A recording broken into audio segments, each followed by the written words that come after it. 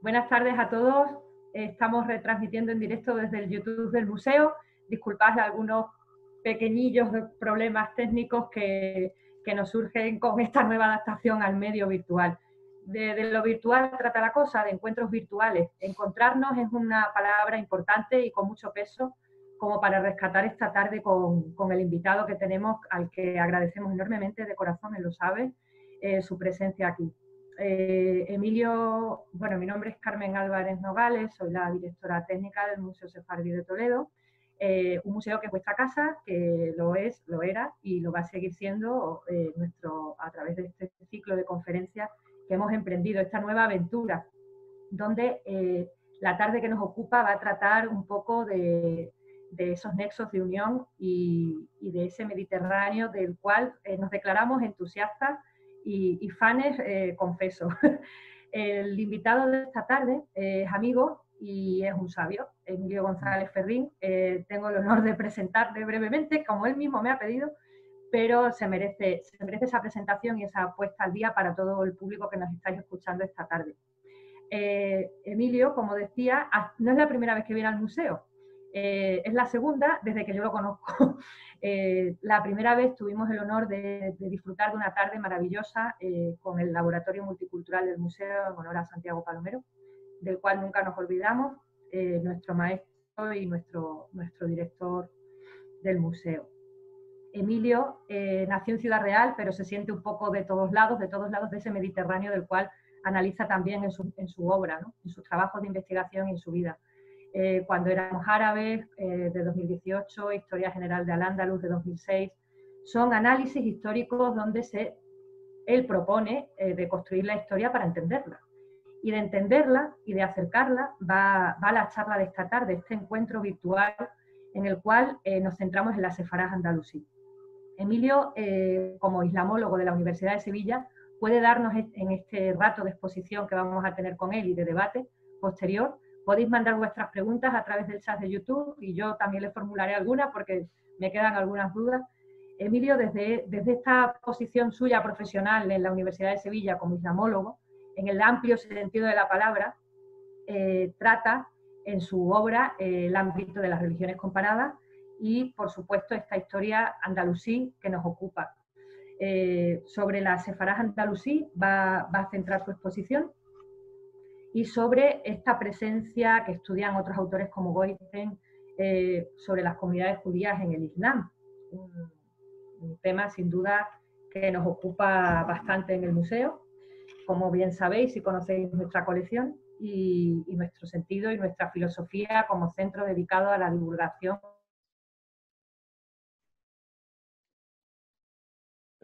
Bien, buenas tardes. Entiendo, se ha descolgado completamente todo el mecanismo. Entiendo que está funcionando. Hazme algún gesto, Carmen, para que vea que está funcionando, que se me oye. ¿Sí?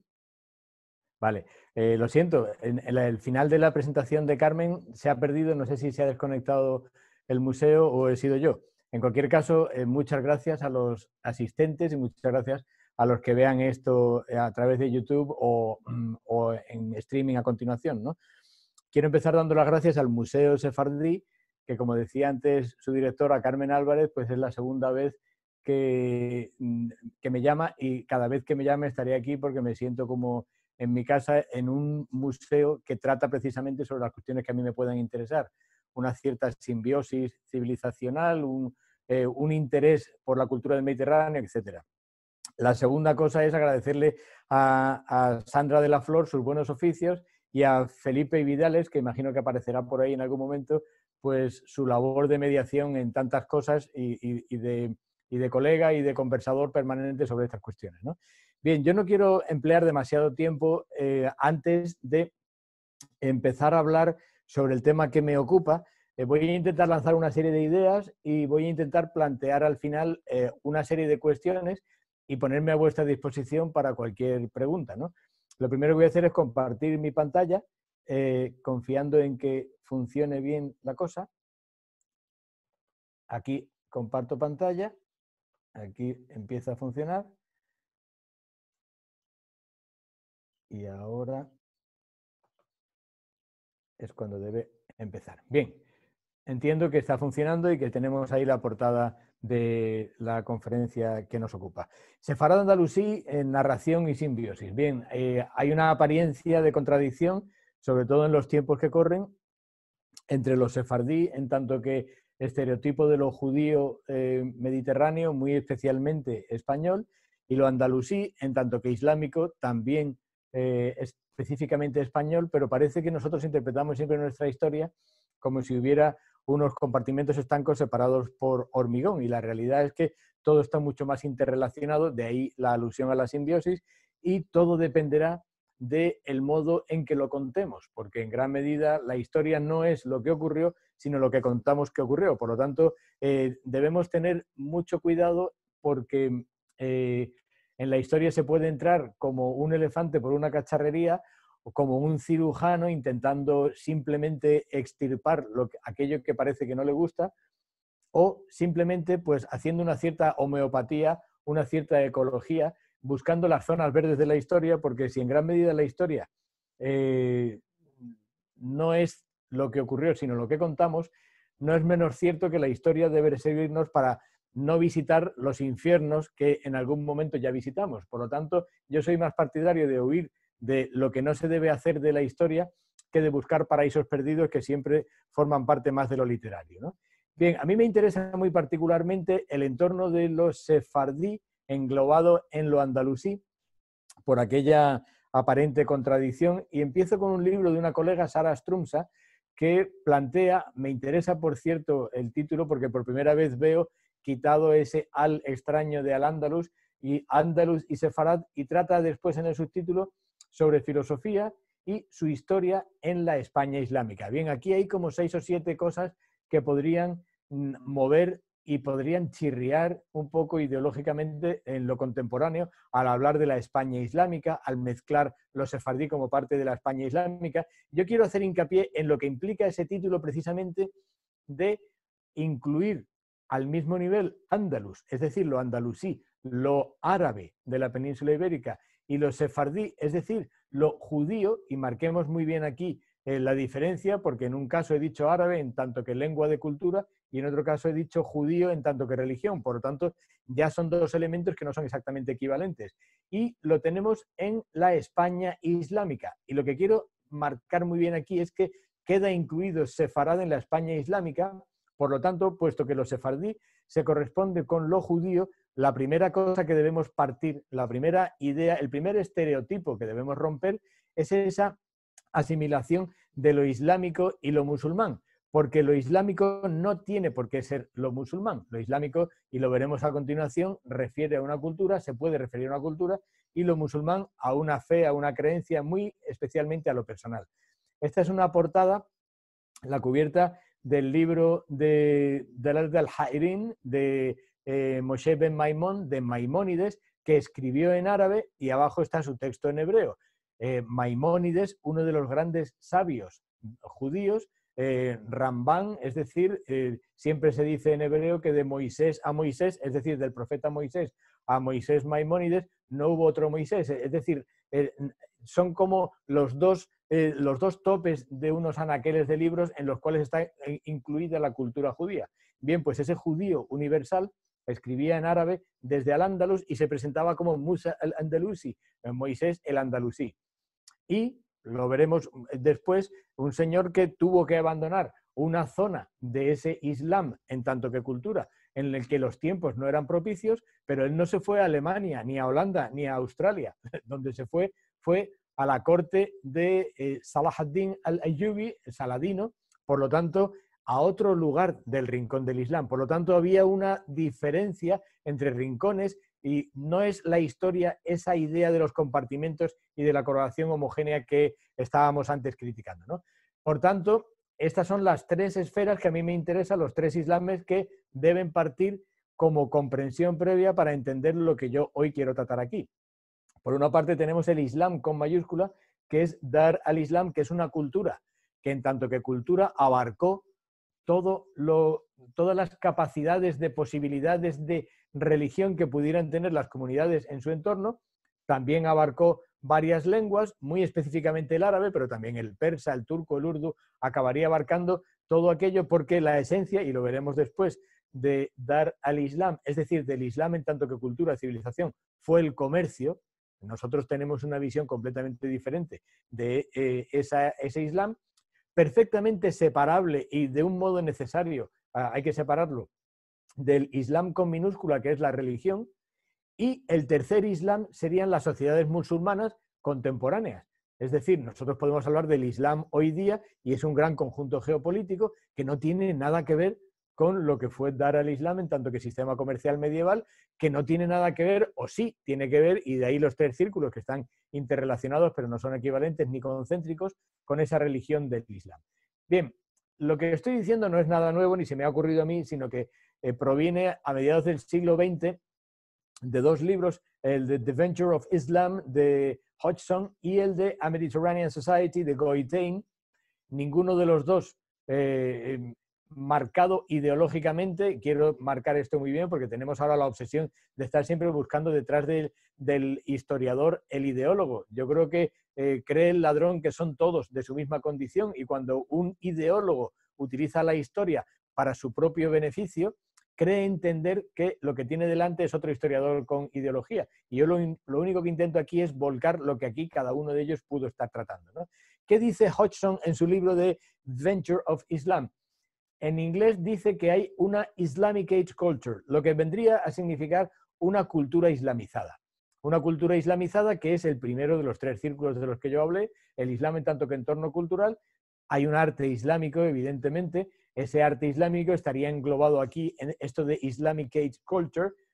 Una prueba evidente de arte islámico sería la Sinagoga del Tránsito de Toledo. Por lo tanto, es evidente un estilo marcado de una época que se llama islámica.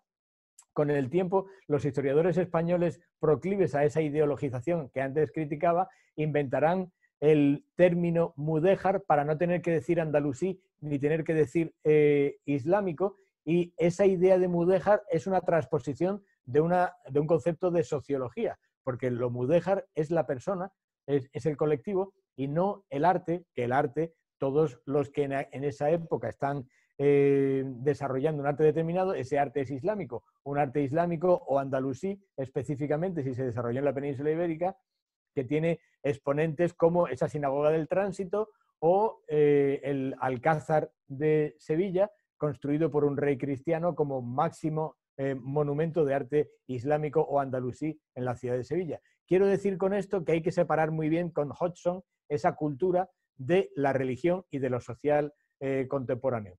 Pero Goitain lo que hace es avanzar un poco más allá, y lo que plantea es que todo lo que se produce en tiempo medieval en el Mediterráneo forma parte de la sociedad del Islam.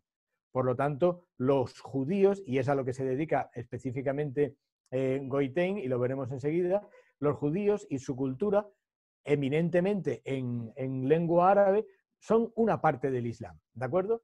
Y a partir de ahí es cuando yo quiero marcar muy gráficamente la idea que se nos cuenta del Islam por esos ideólogos que decía yo antes, ocupados en la ideología, en vez de ocuparse realmente en darle luz a las crónicas, luz real, no simplemente calcar, porque las crónicas muchas veces cuentan lo que el señor que encargó al cronista quiere que cuenten.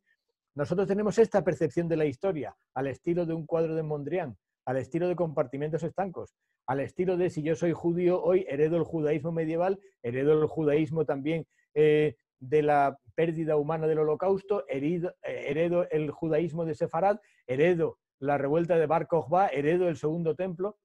Es decir, como si la historia fueran unos compartimentos estancos que se transmiten genéticamente, cuando lo cierto es que del modelo de Mondrian hay que pasar al modelo de Jackson Pollock, en la idea de que nosotros podremos establecer determinadas narraciones y las narraciones nos llevarán por túneles cronológicos en un sentido u otro, pero lo cierto es que todo se produjo siempre mezclado, ¿de acuerdo? La península ibérica durante los siglos dorados del judaísmo, que se corresponden con los siglos dorados de Al-Ándalus, fue un tiempo absolutamente atípico y desde el hoy los estamos trastocando ideológicamente. Y nosotros quiero que nos ocupemos muy especialmente de eso. Para ocuparnos de eso, quiero empezar con estas dos señoras que nunca están lo suficientemente tratadas, que son las hermanas de Westminster, por el Westminster College de Cambridge, en el cual trabajaron ambas. Son Agnes y Margaret, que son dos hermanas escocesas, nacidas en 1843, impenitentes viajeras por Oriente Medio, pero con una especificidad muy interesante, y es que siendo hermanas decidieron, y siendo las dos amantes de las lenguas semíticas, decidieron que se iban a repartir las lenguas que estudiaban, y entre las dos controlaban cerca de 12 lenguas entre semíticas y occidentales. Es decir, son un tándem perfecto para lo que nosotros hemos visto antes, ese cuadro de Jackson Pollock, que es Oriente Medio, que es el Mediterráneo, para entender cada una de las cosas que se pueden estudiar a raíz de o a través de determinadas lenguas, de culturas, y no específicamente solo con el foco de lo que yo sé. Porque un problema para entender la Edad Media es, si soy hebraísta solamente veo el texto hebreo, si soy arabista solo veo el texto árabe, si soy latinista solo veo el texto latino, y llega un momento en que llego hasta a odiar aquello que desconozco, ¿no? Yo soy muy partidario de la tesis célebre de Sapir-Whorf, según la cual una visión, un conocimiento, una inmersión en una lengua te da una determinada percepción del mundo. Por lo tanto, si solamente tienes la percepción desde una lengua, solo tienes una visión del mundo, un mundo monocromático, ¿no? Bien, ¿por qué traigo aquí a colación a las Semanas de Westminster? Porque las Semanas de Westminster descubrieron, entre otras cosas, impenitentes, decía, luchadoras y buscadoras de certezas por el mundo árabo-islámico y Oriente Medio, son las responsables, por ejemplo, de haber encontrado en el monasterio de Santa Catalina el Codex Sinaiticus, que es el códice más antiguo de los evangelios, y encontraron también un texto que, sin saber muy bien a qué podía responder, con el tiempo se empezó a trabajar a través de sus tutores y a través de otros buscadores de verdades ocultas mezcladas en ese caleidoscopio de Oriente Medio. Era el libro de Isa, de Ben Sirach, se le conoce más fácilmente en inglés, o Ben Sirach en hebreo. O el Eclesiástico, que no hay que confundir con el Eclesiastés, un libro que en un momento determinado pudo formar parte del Tanaj, de la antigua Biblia hebrea, pero hoy día está fuera. Y sin embargo, la Biblia cristiana sí lo incorpora, muy probablemente por las cuestiones de canonización específica de cada uno de los dos sistemas religiosos. Bien, pero ¿por qué es importante esta búsqueda y este hallazgo? Porque siempre los hebraístas, los expertos en rabinismo, los expertos en judaísmo, siempre habían trabajado este libro apócrifo, este pseudoepigráfico, a través de la versión griega de la Septuaginta, y no a través del texto hebreo que se había perdido. Y había aparecido el texto hebreo, un texto hebreo que, curiosamente, muchos años después, las Hermanas de Westminster ya no tuvieron conocimiento de eso, pero sí lo pudimos tener mucho después. Cuando se descubran los manuscritos de Qumran, aparecerá otro texto en hebreo, ya muy anterior a este, en cuyas concomitancias con este texto nos hace pensar que sí era un texto anterior a la canonización del texto judío. Lo importante de las hermanas y lo importante de este hallazgo es que donde lo encontraron fue en una sinagoga del Cairo, llamado la sinagoga de Ben Ezra, en cuyo secreto, en cuya habitación secreta, en cuyo tesoro, Genisa, que había sido construida en el año 882, se descubrieron una serie de manuscritos entre los cuales estaba este, y que empezaron a llamar la atención de los hebraístas y de los medievalistas. 140.000 manuscritos diferentes fueron trasladados a Inglaterra en un monumental expolio que arrojó muchísima luz sobre lo que eran las comunidades judías y específicamente aquella comunidad judía de esa sinagoga de Ben Ezra en el Cairo.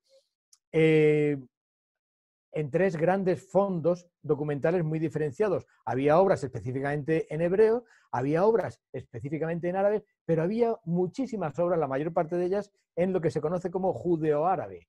Judeo-árabe, que es el equivalente al ladino o al sefardí. El sefardí o ladino sería la lengua castellana expresada en caracteres hebreos, y en este caso concreto hay dos posibilidades. La más común es árabe en caracteres hebreos, pero también hebreo en caracteres árabes. Por lo tanto, ya tenemos aquí el gran caleidoscopio que decía antes. Decía que muy comúnmente sería el árabe en caracteres hebreos porque la lengua oculta del momento en la que utilizarían los judíos de la sinagoga de Ben Ezra, la gran comunidad del Cairo, para su lengua, para sus intercambios comerciales, para su transmisión de la cultura, etcétera, etcétera. Bien, pues aquí es donde aparece que a partir de 1967, Goitein, uno de los dos libros que yo citaba anteriormente, se dedicó al estudio específico de los documentos, de la documentación de la Genisa, que habían sido trasladados a Inglaterra. Él también se trasladó a Egipto. Él fue uno de los fundadores de la Universidad Hebrea de Jerusalén, un tipo de un empaque intelectual impresionante. La obra suya, Una sociedad mediterránea, ocupa 12 volúmenes. También lo hay en una versión de 6, y Jacob Neusner hizo una versión resumida en un solo volumen que también tiene su interés. A mí lo que me interesa particularmente ahora no es tanto perdernos en la exuberancia de esas 140.000 documentos o de esos volúmenes, sino cómo la propia editorial de Goitein ofrecía lo que era la obra magna de Goitein, el retrato, y cito literalmente, de una única personalidad mediterránea.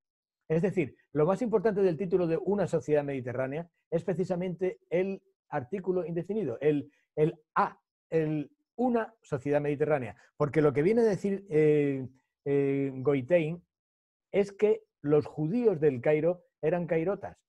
Es que la gran sociedad, la gran ocupación, el negocio, el ritual de vida social de estas gentes eran como ciudadanos normales de Dar al-Islam. Por lo tanto, la visión, digamos, de Mondrian, los compartimentos estancos, no sirven para entender la realidad de los judíos en el Mediterráneo durante la Edad Media, ¿no? Porque la genuina realidad de esos judíos, y la estudió la pobre Olivia Remy Constable, digo la pobre porque era una mujer encantadora y murió hace pocos años, muy joven, que lo que hizo fue coger la obra de Goitein, acercarse de nuevo a la documentación de la Genisa, y a través de dos libros remarcables, de dos libros realmente interesantes, específicamente el segundo que ha aparecido ahí, Housing the Stranger in the Mediterranean World, alojando al extranjero, al ajeno, al prójimo en la sociedad, en el mundo mediterráneo, habla del intercambio de hospedaje, el intercambio de comercio, se ocupa muy específicamente de lo que significó la sangre de las venas de todo aquel mundo mediterráneo medieval, y decide, con muy buen criterio, que la clave es el comercio. Y además se lo trae, miren aquí el segundo libro pequeñito que hay ahí con el ajedrez, To Live Like a Moor, viviendo como un moro, en el sentido del árabe andalusí, en el cual se trae, digamos, toda aquella percepción caleidoscópica, toda aquella percepción jackson-polloquiana del Mediterráneo, se lo trae al Andalus. Y ahí es donde a mí me interesa trabar, digamos, esta conferencia en su simbiosis y en su narrativa. Porque, como decía en el primero de los tres grandes círculos del Islam con la mayúscula, el Islam fue, por encima de todo, un gran sistema comercial. Y para que un sistema comercial funcione, lo que tiene que haber es una ruta fluida. Fue un sistema de distribución discrecional, es decir, no se controlaban todas las rutas comerciales, sino que había secciones parciales de control, no había una hegemonía imperial. Uno de los grandes problemas a la hora de comprender el Islam es precisamente entenderlo como heredero de Roma o como heredero del imperio sasánida persa y decir el imperio islámico. ¿Qué imperio islámico? ¿En qué momento hubo algún imperio islámico? Si hablamos de califato, había varios. Si hablamos de califatos en concreto, Bagdad de Egipto o Omeya de Al-Ándalus, en ningún caso, ninguno de ellos rozó al siguiente, sino las tierras intermedias por las que permanentemente fluía ese negocio permanente de Dar al-Islam, ese intercambio de personas, de bienes y de ideas, sin el cual es imposible entender el Mediterráneo. Y si nos fijamos en cualquier otro instrumento de interpretación, léase la religión de cada uno, léase la obsesión por el yihad o la cruzada, o léase la obsesión por poner etiquetas contemporáneas a acontecimientos medievales, no lo comprenderemos nunca. Hay que comprender la Edad Media como una época yuxtapuesta, no una época de un solo imperio. Y la única forma de comprender el Islam es así. Por eso yo soy tan ajeno a todas las interpretaciones absurdas, polemistas, de conquistas, reconquistas, invasiones o no invasiones, porque el verdadero quid de la cuestión, el verdadero intríngulis del entorno islámico es el comercio. Bien, el que fuera profesor mío, un maestro de hebraístas y arabistas, en los que estudiábamos filología semítica en Granada, que fue Pascual Recuero, nuestro profesor de sefardí, publicó un diccionario de ladino que, si lo ponemos en relación con los trabajos de Hari sobre la cultura judeo-árabe, nos da la percepción exacta que quiero encontrar sobre lo que pudo significar culturalmente el trasvase de ideas, de bienes, de verdades o mentiras religiosas, de intercambios comerciales, en lo que implica específicamente lo cultural. Si la lengua árabe, como aparece en ese cuadro, había sido codificada originariamente en tanto que lengua culta, en tanto que lengua incluso ritual en Oriente Medio, y desde ahí a la fundación del sistema religioso islámico, como una lengua que de una diversidad originaria se puede fijar una codificación concreta culta, y había recibido una previa aculturación del hebreo y el arameo, y desde el árabe ya culto había producido que los judíos de todo el Mediterráneo pudieran expresarse en un judeo-árabe en gran medida expresado en lengua hebrea, pero de contenido árabe. La realidad es que el árabe también se produjo la siguiente elaboración del arameo. Voy a ponerlo otra vez porque ha quedado un poco ambiguo. El hebreo y el arameo consiguen codificar una lengua primitiva árabe culta en torno al año 800. Esa distribución de esa lengua por el Mediterráneo, esa lengua culta, hace que todo el mundo se exprese en esa lengua, y hay un momento en que determinados grupos, léase en este caso concreto que nos ocupa, los judíos del Mediterráneo, intentan reelaborar un hebreo moderno, por así decirlo. Todavía no es el hebreo actual, moderno y contemporáneo, pero sí medieval, y eso se hará a través de la lengua, de la retórica, de los metros, de los temas, del vocabulario, del tratamiento de los asuntos de este y el otro mundo que tenía el árabe. Por tanto, aquí lo que se produce es la gran definición simbiótica que se utiliza en los elementos lingüísticos, pero que por supuesto también lo es en los elementos culturales y religiosos, que es lo que se llama la cross-pollination o polinización cruzada. Nunca hay una sola cultura dominante, sino que la historia es una historia de relevos. En un momento determinado, una lengua tiene unos logros determinados y va a acabar influyendo en la otra. El hebreo y el arameo contribuyeron a la creación del árabe del árabe culto. El árabe culto contribuyó a la reelaboración del hebreo, ya no del arameo, como lengua moderna, de tal manera que en la Edad Media se volvió a codificar el hebreo en gran medida en este Mediterráneo que había tenido toda esa aculturación en árabe. Por lo tanto, no se trata de un mundo de conflictividad, se trata de un mundo de roce, de permanente polinización.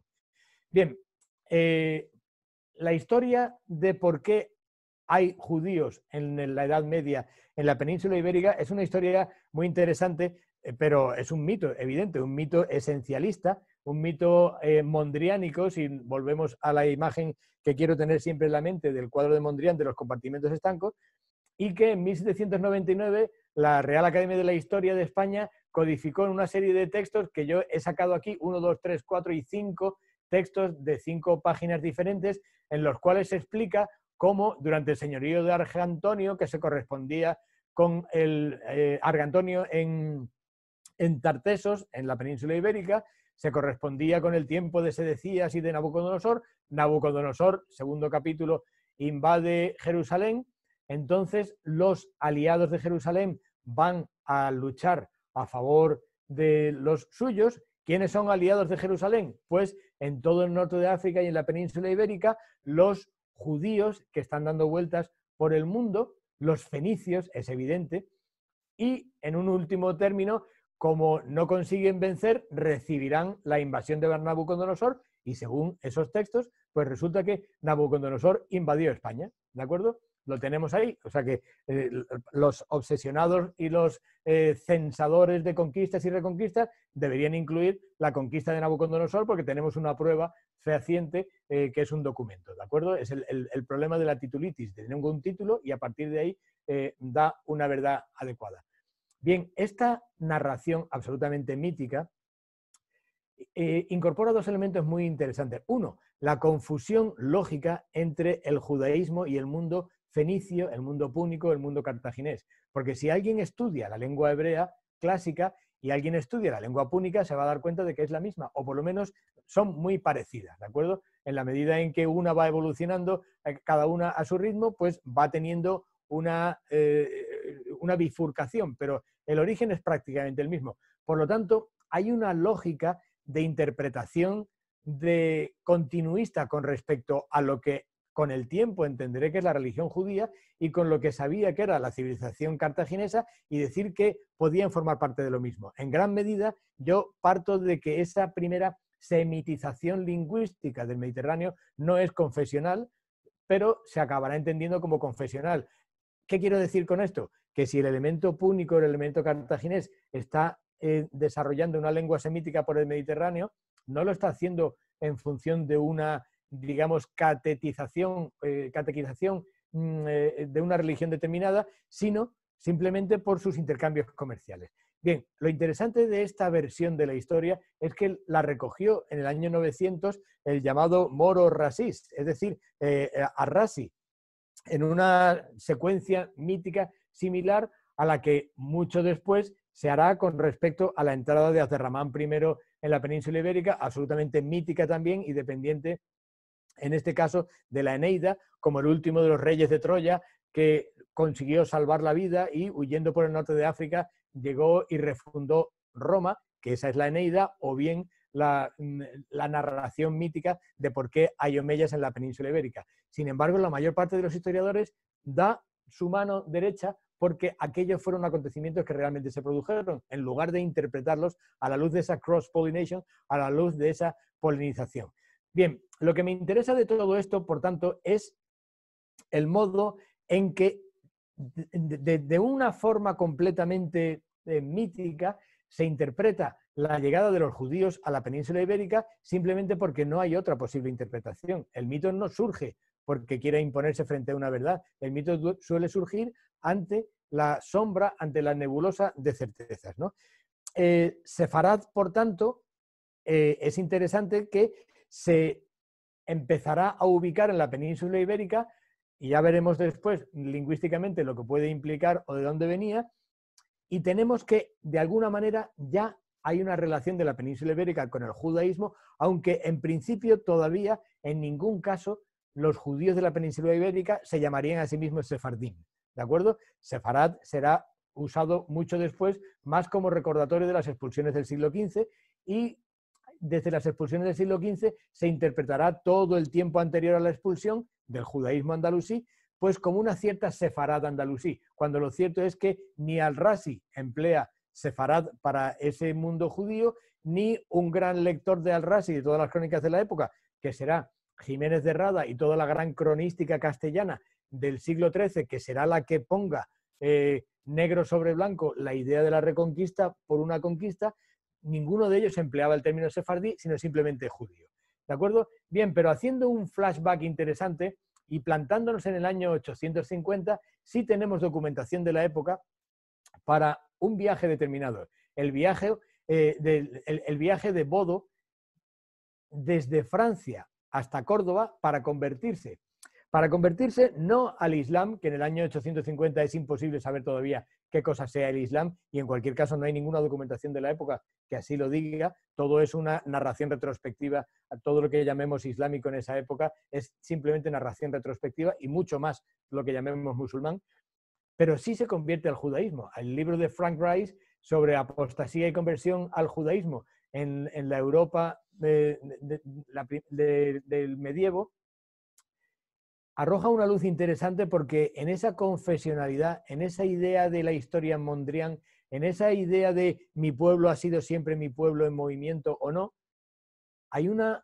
enorme mito sobre que el judaísmo es sanguíneo, es decir, transmisión genética, el cristianismo es evangélico, es decir, convencimiento, y el Islam es mediante la guerra, es decir, mediante la conquista. Hemos decidido que esa es la distribución de poderes de esas tres religiones, cuando lo cierto es que las tres religiones fueron codificándose, fueron reizándose, fueron convirtiéndose en cosa a lo largo, en concepto tangible a lo largo del tiempo, pero en enormes zonas de oscuridad, en un enorme túnel de convergencia simbiótica en el cual, pues, lo que había era lo que hoy podríamos denominar heterodoxia, pero sobre todo polidoxia, para no marcar una versión por encima de las demás, ¿no?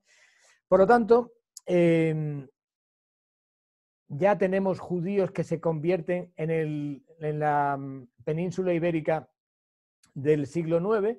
Tenemos unas documentaciones interesantes sobre expulsiones de personas de Córdoba, en concreto el barrio de Secunda, muy especialmente, que de pronto desaparecen y aparecen de pronto fundando la ciudad de Fez por un lado, en la isla de Creta por otro, de tal manera que la distribución poblacional muchas veces será interpretada como distribución de una religión u otra, pero sobre todo son poblaciones que en gran medida todavía no están codificadas como un sistema religioso determinado.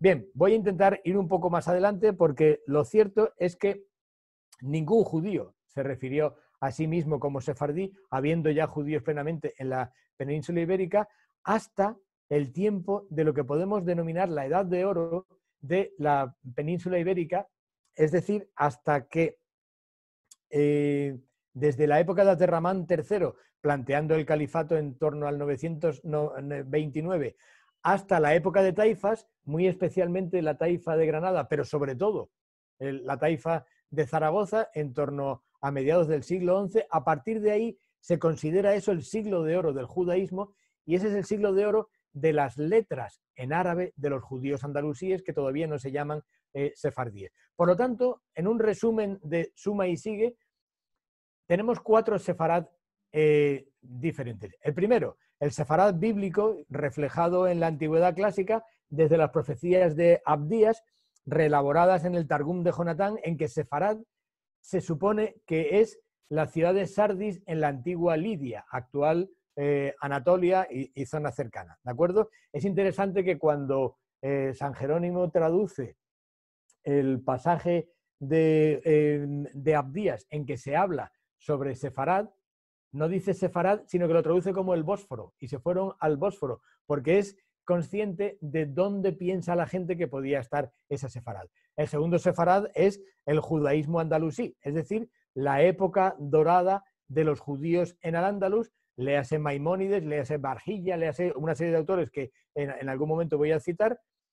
El tercer sefarad es el sefarad de la memoria de los expulsados tras el siglo XV, ya claramente identificado con la península ibérica en contingentes de personas repartidos por todo el mundo árabe y los Balcanes, hasta constituir gran parte de lo que hoy es el mapa poblacional de Israel, frente a ese gran contraste de askenazíes por Ashkenaz, que era la palabra para decir Alemania. Por lo tanto, sefarad España, expulsados por todo el norte de África, Balcanes, y Ashkenaz serían los alemanes. Y la cuarta acepción de sefarad es lo que hoy Israel utiliza para referirse a España, frente a Sherpat, que era Francia en la época antigua y que lo mantiene, y ya muy diferenciado hoy sí de Portugal, que se dice Portugal completamente diferenciado. Bien, este señor Heinrich Graetz es el señor que en el siglo XIX plantea por primera vez la idea de un siglo de oro del judaísmo. De nuevo, se le ataca porque si hay algo que no gusta en absoluto en la época que nos ocupa es la palabra convivencia. Por lo tanto, Heinrich Graetz, cuando habla de una cierta convivencia, él plantea en una lógica y desideologizada lectura cultural de la Edad Media, plantea que es evidente la presencia de los judíos en círculos de poder, en sociedades de conocimiento, por lo tanto están plenamente asimilados en esas sociedades y por lo tanto hay convivencia. El timo de la convivencia son los autores anglosajones, muy especialmente norteamericanos, que han cogido convivencia, la han convertido en un préstamo al inglés y The Rise and Fall of Convivencia, traducido así tal cual, convivencia, dicho así en inglés, pues sería judíos, cristianos y musulmanes de la mano, dando saltitos por las calles de Córdoba, arrojando jazmín y leyéndose poemas unos al otro. Por lo tanto, si eso no fue la historia, es que no hubo convivencia. Cuando lo que ocurre es que son malos traductores, porque cualquier hablante de castellano sabe perfectamente que convivencia es un término neutro. Y convivencia lo que significa es coexistencia. Por lo tanto, no vayamos ahora a interpretar en castellano convivencia como se interpreta ya en inglés. Sigamos sabiendo lo que significa la convivencia. Y cualquiera que haya estado casado o que esté casado sabe que la convivencia es el matrimonio y sabe que la convivencia es una junta de departamento y sabe que es una reunión de vecinos. Por lo tanto, no hay una cualificación, sino que es un carácter completamente neutro el de la convivencia. Bien, por lo tanto, evidentemente hubo convivencia en la península ibérica medieval y evidentemente Heinrich Graetz tuvo razón al decir que los judíos convivían en la época medieval porque formaban parte de esa sociedad de conocimiento a la que me refería yo antes. Pero esto no gusta a la historiografía contemporánea. Por ejemplo, no gusta a Joseph Pérez porque hay un tipo de historiador reivindicativo, hay un tipo de historiador plenamente ideologizado y hay un momento en que la historiografía sobre el judaísmo lo que busca es una narrativa de venganza. Entonces lo que hay que buscar es que eso fue mentira, que a los judíos lo pasaron a cuchillo durante toda la Edad Media, que a los cristianos también, porque el Islam es, porque el Islam es, porque el Islam es, cuando lo cierto es que sí, tiene razón Geertz cuando decía lo de participar judíos en los círculos de poder.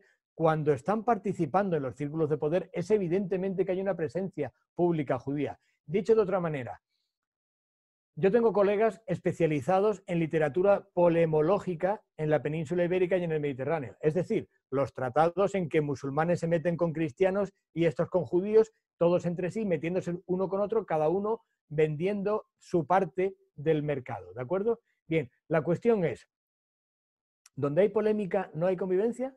Porque les puedo garantizar que donde no había polémica era en la Polonia, en la Checoslovaquia, anterior a la invasión nazi alemana de la Segunda Guerra Mundial. Ahí sí que no había posibilidad de polemizar. Ahí lo que hay es una negación absoluta de la presencia del otro. Por lo tanto, si vamos a hacer realmente una historia comparando épocas, cosa que no se debe hacer, si vamos a comparar épocas, seguirá siempre ganando ese tiempo de convivencia andalusí, porque lo cierto es que toda la afluencia de literatura polemológica es la prueba evidente, veremos después al Kutsari de Yehudá Aleví, esa búsqueda de un judío convenciendo de la verdad a un cristiano y a un musulmán, están en igualdad de condiciones, están en posibilidad de expresión pública de un determinado discurso. Por lo tanto, no me gusta esa idea de Pérez que se ha puesto tan de moda de negar la coexistencia, de negar la convivencia, porque la realidad es que el verdadero siglo de oro de las letras judías se produjo gracias a ese espíritu de posibilidad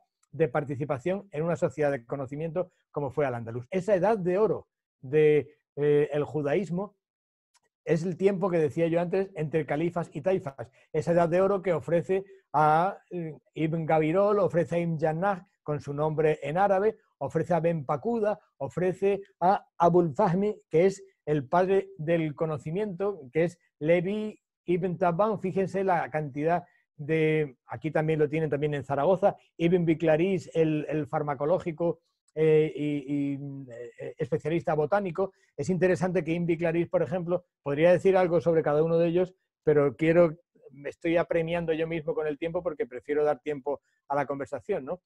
Ibn Biclaris, antes de la clasificación botánica del Linneo, el sueco, en el siglo XVIII, él establece una catalogación de las drogas simples, de los elementos simples, es decir, lo que se utiliza en farmacia, y ofrece 7 lenguas diferentes: el árabe, el persa, el siríaco, el griego, el latín, el castellano, el español y a veces el dialecto concreto de Zaragoza. Es decir, hay una época de reconocimiento completo de una diversidad lingüística, de una diversidad religiosa, pero una participación colectiva de todo eso, ¿no? He dejado muy especialmente aparte a Maimónides. Este es un manuscrito de Maimónides escrito en judeo-árabe, un comentario a la Mishnah que mi buena amiga Tania, profesora de hebreo en la Universidad de Granada, me ofreció ayer. Estos son los textos de Moshe Ben Ezra, de los traductores Ben Tibón, de Moshe Narboni, para mí un autor que he trabajado mucho porque es el que reelabora todo el pensamiento antropocéntrico de Abenpace y de Ibn Tufail, lo reelabora primero en árabe y luego en hebreo para producirlo y distribuirlo por toda Europa. Moshe Narboni, por cierto, se merece una charla en concreto él aquí hoy, porque habiendo bebido del régimen del solitario, el libro del régimen del solitario de Ibn Bajjah, de Abenpace, habiendo reelaborado el filósofo autodidacta de Ibn Tufail, se recluye en Francia huyendo de la peste y lo que hace es acudir a toda esta literatura precisamente para abrir el alma en una época de enclaustramiento. Por lo tanto, yo creo que deberíamos darnos unas dosis de Moshe Narboni en estos tiempos de reclusión, que siempre son muy creativos en lo formativo. Bien, lo que quiero decir con este pasaje final es que toda la reelaboración civilizadora de los judíos andalusíes, posteriormente llamados sefardíes, tendrá un camino. Ese camino de salida es el Renacimiento europeo. Si Al-Ándalus pudo volcarse a todo el entramado de ideas del Renacimiento europeo, será precisamente gracias a estos traductores. Tengamos en cuenta que, por ejemplo, digo por dar una señal de la conectividad, Spinoza solicitará la traducción al holandés del filósofo autodidacta porque sabe a través de los judíos de Francia, de Moshe Narboni, la idea de cómo se puede llegar al conocimiento sin necesidad de una cierta escolástica. Es decir, el principio del antropocentrismo europeo, el principio de lo que yo entendería que después en Baruch de Spinoza es un poco ya su panteísmo. Es decir, la idea de la cultura avanzando, no importa quién y en qué idioma lo esté elaborando, es lo que nos tiene que acompañar en esta época de narración y simbiosis de los judíos medievales, muy específicamente los andalusíes. Bien, quiero terminar con una alusión. Esos judíos sefardíes florecieron en Sefarad y florecieron con la idea de Sefarad. Es decir, todo aquel que después en el norte de África durante siglos y siglos pudieron estar trabajando en la misma medida de reelaboración cultural, de un permanente legado previo en ese sentido de Jackson Pollock, de mezcla y elaboración lingüística, religiosa, etcétera, etcétera, siempre gracias, insisto, a la idea del comercio, esa idea de Sefarad llegó un momento en que se perdió para siempre. Y se perdió para siempre precisamente con una consideración esencialista del judaísmo. ¿De acuerdo? Cuando el judaísmo es una civilización más, una religión más que ha participado más en la suma de las individualidades de cada una de las personas que pudieron elaborar algo de importancia en las culturas de su época, el judaísmo estaba diluido, no estaba en juderías, no estaba en guetos, no estaba en pogromos, en la posibilidad de que se produjera un pogromo contra ellos. El cementerio judío de Tánger, por ejemplo, aloja la gran cantidad de judíos a los que debe Tánger en gran medida su característica específica. ¿Qué decir de la judería de Essaouira en Marruecos? ¿Qué decir de la de Fez? ¿Qué decir de la de Túnez? ¿Qué decir de la de Alejandría? Salónica. Pero claro, hay un momento, Estambul, Constantinopla, pero hay un momento en que, y esto lo ha trabajado muy bien Amos Oz, el escritor israelí al que le concedimos el premio Príncipe de Asturias de las Letras, un escritor universal, es decir, su época pudo ser determinada y su nacionalidad determinada, pero puedo garantizarles que su lectura en cualquier idioma es universal y seguirá siéndolo. En el libro de Cómo curar a un fanático tiene una idea muy hiriente contra determinados esencialismos judíos contemporáneos, y es la idea de que el judaísmo asociado exclusivamente a Israel es muy peligroso, porque es crear una nueva judería.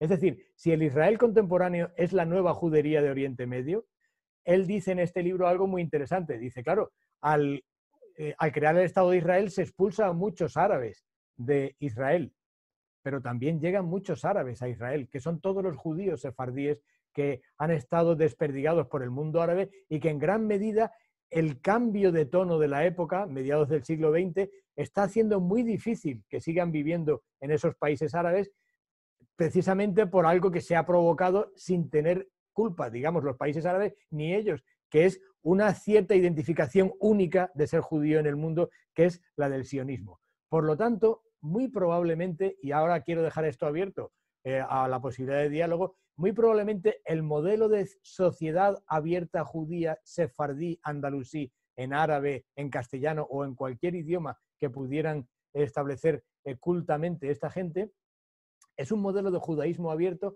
frente al modelo del sionismo que vuelve a el modelo de judería, que vuelve al modelo de convertir exclusivamente un país, en este caso Israel, en el gueto de todos los judíos de Oriente Medio. Una cosa que para mí es perniciosa para el propio judaísmo, para el propio Israel y para el propio sentido de la cultura universal. Por lo tanto, termino aquí, lo dejo. Simplemente me gusta dejarlo también con la foto de Amos Oz, un escritor al que he admirado mucho y que tuve la oportunidad de conocer. Simplemente con la idea de que Sefarad Andalusí es una versión perfectamente extrapolable, perfectamente estudiable, perfectamente comprensible de un modo cosmopolita de un judaísmo abierto al mundo y interpretando y fertilizando la época siguiente, como fue el caso del Renacimiento europeo. Así que muchísimas gracias y me pongo a vuestra disposición para las preguntas que tengáis.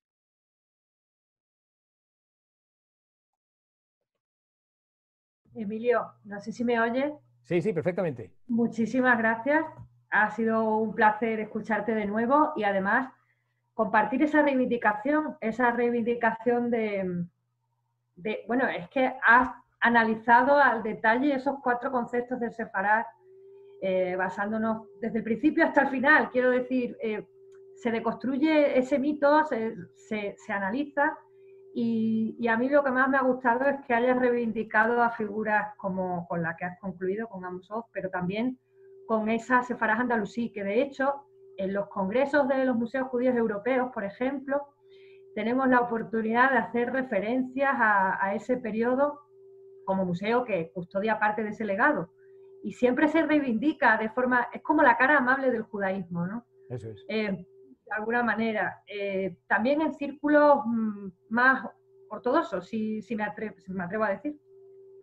Y bueno, el papel de reivindicación de esta edad de oro que coincide en el tiempo y efectivamente convive en el tiempo, para mí es un placer, de la mano tuya como especialista, reanalizar y analizar, descubrir ese concepto tan ligado a nuestro espíritu y misión como museo, porque es parte de nuestro contexto, ¿no?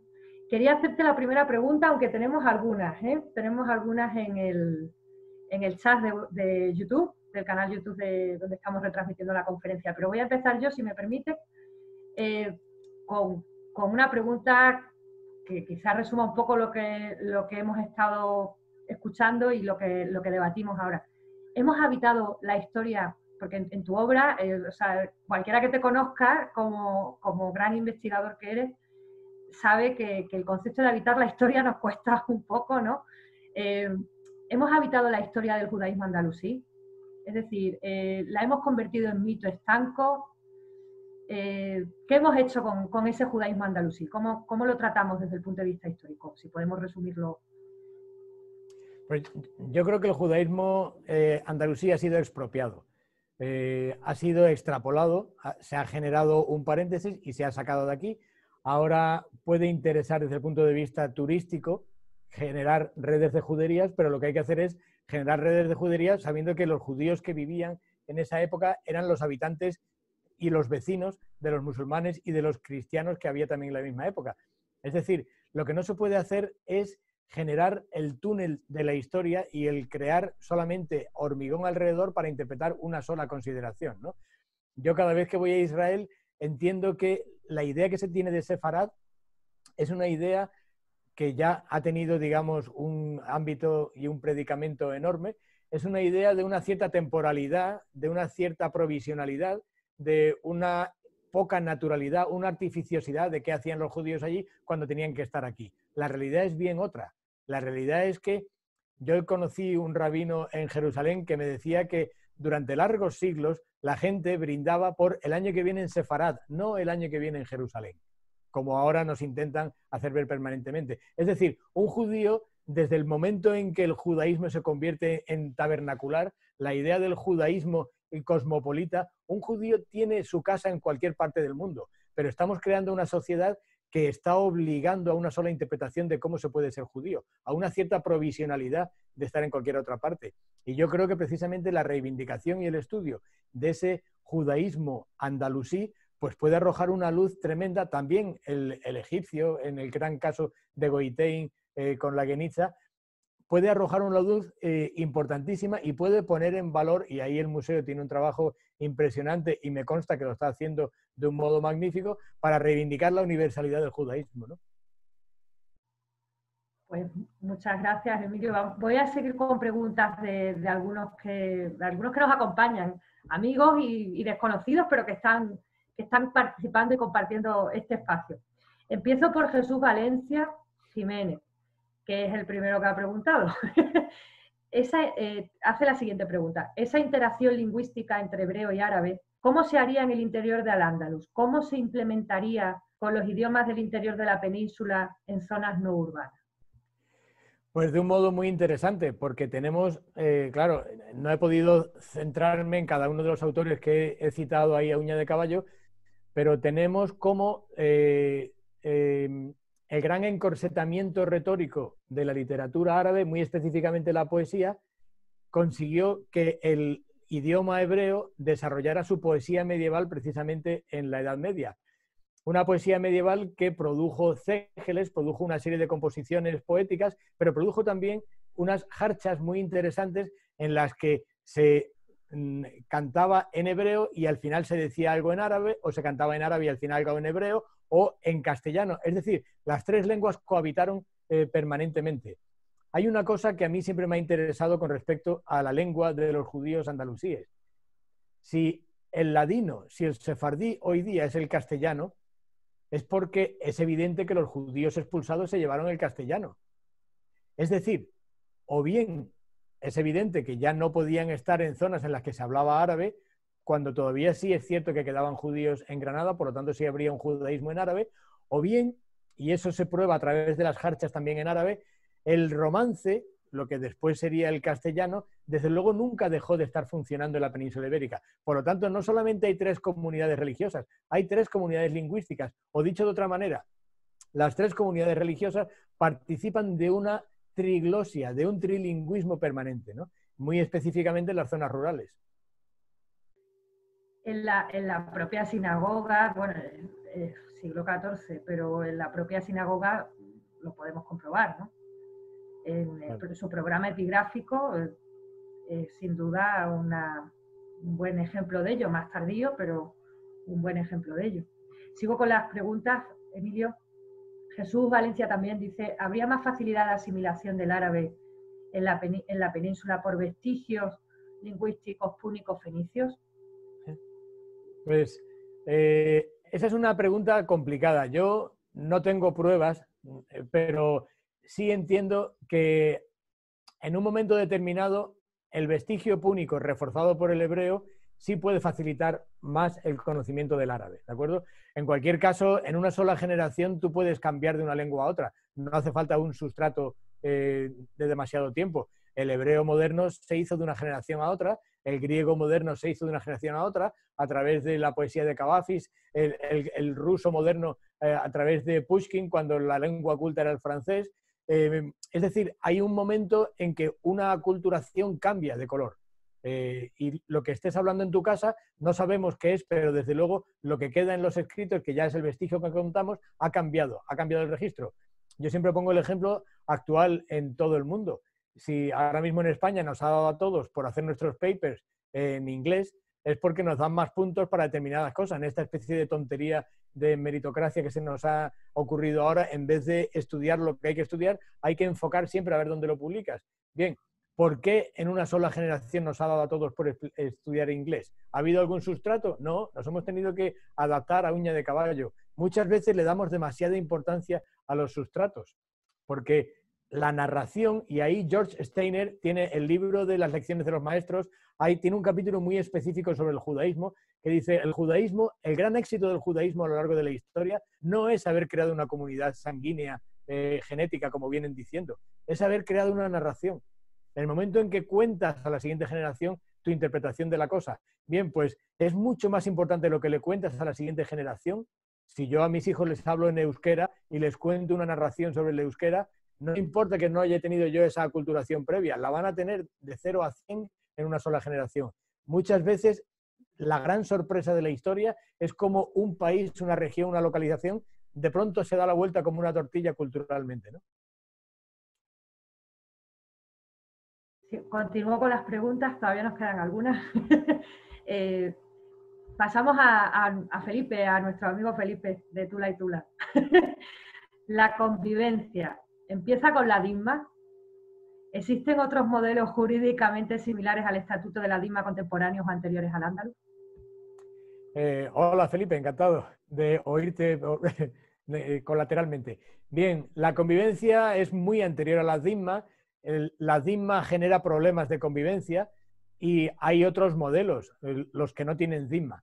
Es decir, en el Oriente Medio previo a la fundación de Bagdad todavía no hay DISMA y hay una polidoxia, hay un montón de corrientes diferentes de árabes y no árabes que están conviviendo en muchas lenguas y en muchos tipos de religiosidad diferente. Hay un momento en que cuando ya le pones nombre a la cosa es cuando creas el problema. Un sentido muy particular de las DISMA lo tenemos en la península ibérica con las 7 partidas. En el momento en que le dedicas un capítulo específico a los judíos, estás creando el gueto, estás creando la posibilidad de señalar a alguien desde fuera. Por lo tanto, la convivencia tendrá que soportar la DISMA, pero no es la DISMA la que crea la convivencia.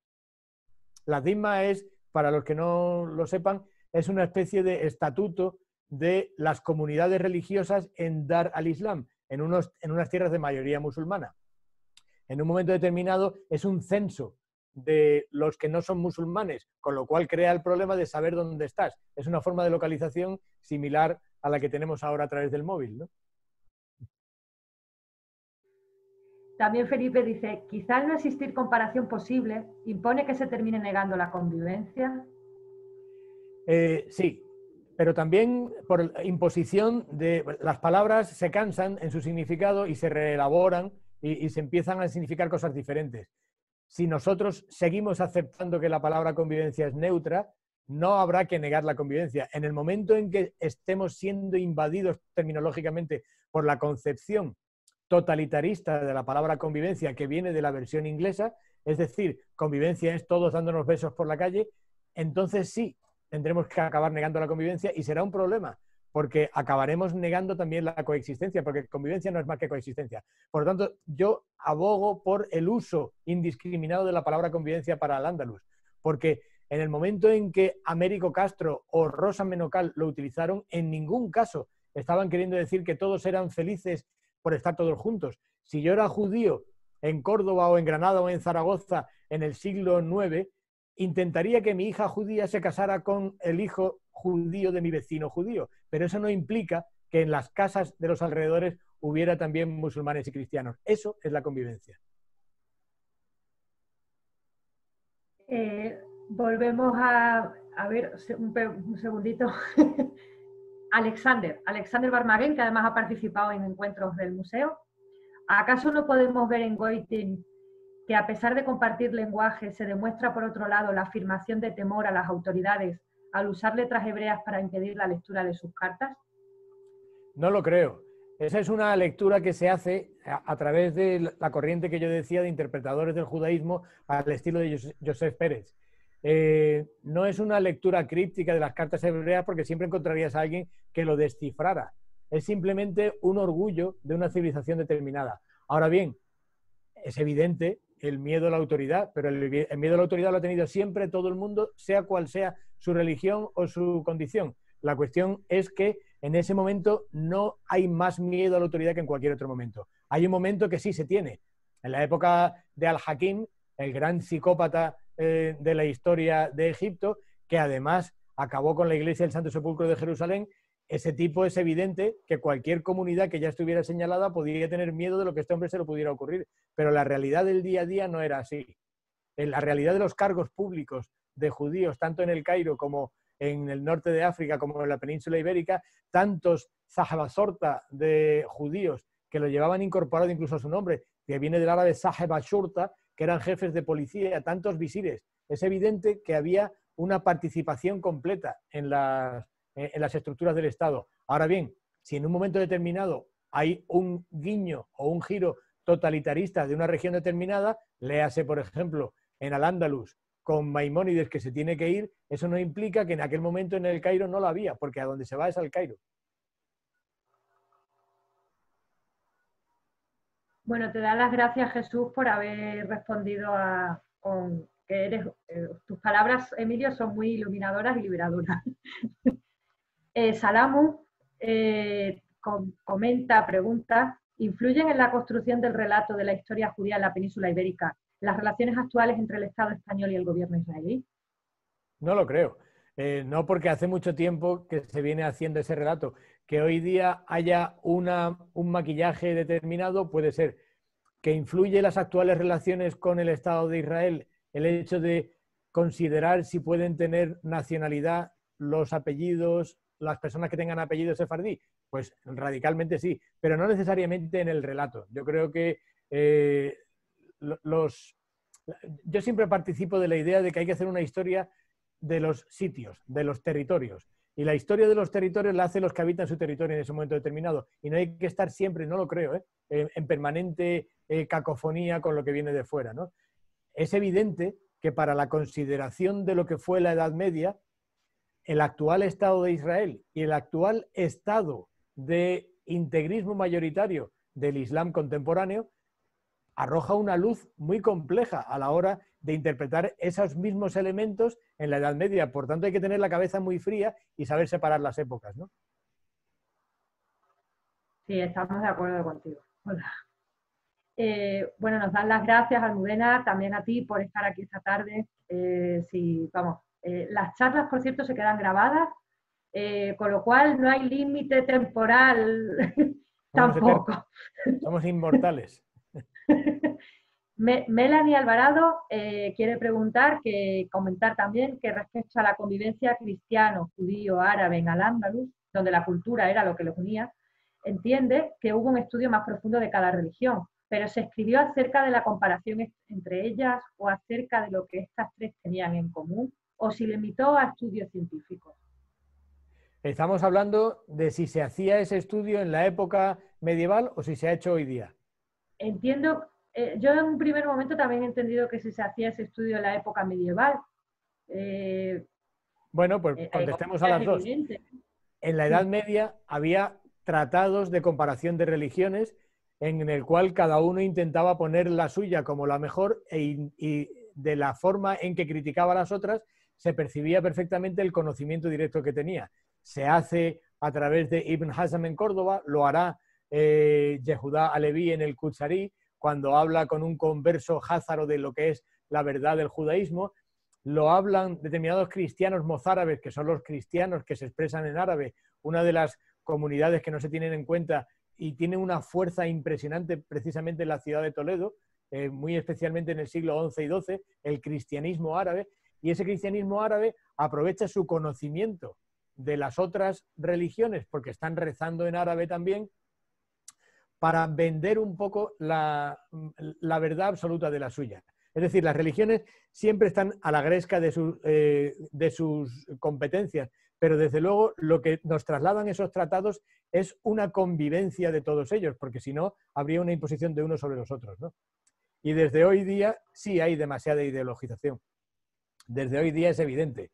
Yo estoy sufriendo la historia del Islam porque se está haciendo o bien desde un sionismo que no comprendo, o bien desde un totalitarismo europeo que tampoco comprendo, o bien desde una determinada coloración de la vida política española que tampoco comprendo, esa especie de reivindicación de España, España, España, y te estás dejando fuera lo más importante de España, que es las zonas de más colorido. Por lo tanto, desde el hoy es evidente que se está haciendo esa comparación, digamos, vejatoria, ¿no? Pero en la Edad Media no creo que fuera tanto. Nos dan las gracias por dedicar este rato a ilustrarnos en general. Y bueno, pues no sé si habrá alguna pregunta más.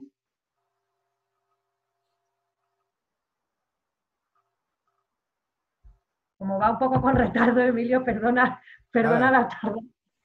Bueno, pues la verdad es que es fantástico poder ayudarnos a través de ti a comprender mejor ese ese gran capítulo, capítulo pero no cerrado, porque es fruto de estudios gracias a la labor que haces y también la divulgación que podamos ofrecer desde el museo de estos trabajos y de estas ideas en torno a ese trabajo previo que hay a base de analizar y intentar comprender, arrojar un poco de idea, defendemos la convivencia. El museo es un claro ejemplo de ello, por su programa arquitectónico, decorativo, artístico. Es evidente que existió y porque es que sería negarla a una sociedad en sí misma. Emilio, no sé si quieres comentar algo más o quieres ilustrarnos con...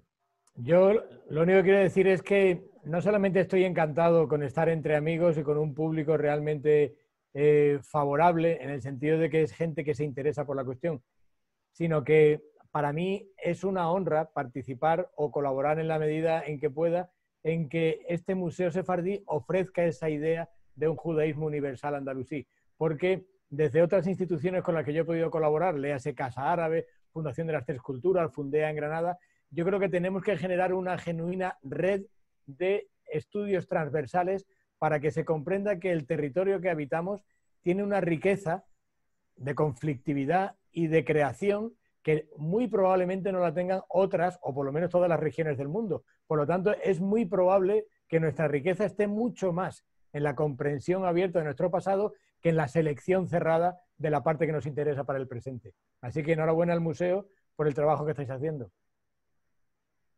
Bueno, no, realmente enhorabuena gracias a gente como tú, a sabios como tú, especialistas que desde su ámbito académico, pero muy divulgativo también, nos ayudáis a esa labor de defender una misión como museo dedicado a esa convivencia y a ese periodo histórico tan complejo, pero que desde esa simbiosis se entiende y desde esa narrativa, porque el museo construye un relato en torno a ese maravilloso edificio que analizaremos.